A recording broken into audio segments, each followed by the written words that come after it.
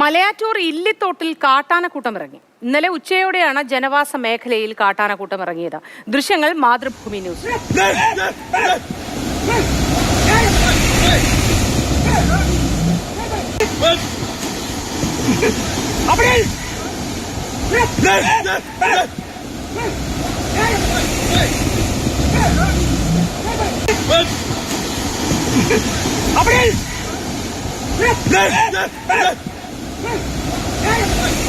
ശ്യാംപ്രസാദ് ഉത്തമൻ ചേരുന്നു. ശ്യാംപ്രസാദെ, good morning. ഈ ആട്ടുംപറ്റമൊക്കെ പോകുന്നത് നമ്മൾ നേരിട്ടും ദൃശ്യങ്ങളിലും ഒക്കെ കണ്ടിട്ടുണ്ട്. പക്ഷെ ആനകളൊക്കെ ഇത്ര അധികം എണ്ണം ഒരുമിച്ച് നാട്ടിലിറങ്ങിയ ആ പ്രദേശവാസികൾ എന്ത് സമാധാനത്തിൽ ജീവിക്കും?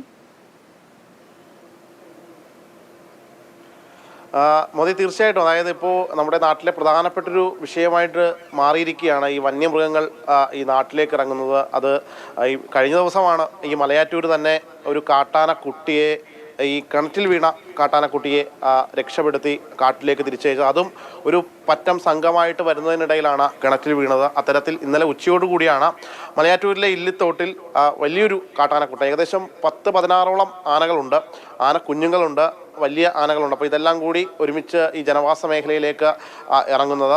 അവിടുത്തെ പ്രദേശവാസികളൊക്കെ ഒരു വലിയ ഭീതിയിൽ തന്നെയാണ്. നമുക്ക് ആ ദൃശ്യങ്ങളിൽ കാണാം. ആ ദൃശ്യം എടുക്കുമ്പോൾ തന്നെ അവർ ഒച്ച വെച്ചതിനെ ഓടിച്ചു വിടുന്ന നമുക്ക് ആ ദൃശ്യങ്ങളിൽ കേൾക്കാനും കഴിയുന്നുണ്ട്. ഏകദേശം 10-16ഓളം ആനകൾ ഒരു സമയം തന്നെ ആ നീർച്ചാല് മുറിച്ചു കിടക്കാനായിട്ട് വരുന്നുണ്ട്.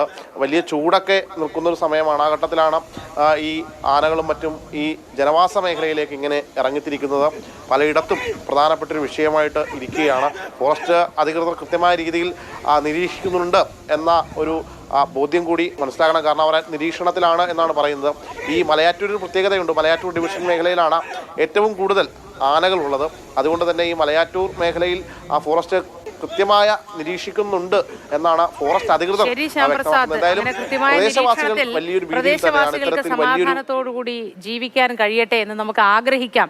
അങ്ങനെ നിരന്തരമായ നിരീക്ഷണവും ഇടപെടലും ഒക്കെ അവരുടെ ഭാഗത്തു നിന്നുണ്ടാവട്ടെ.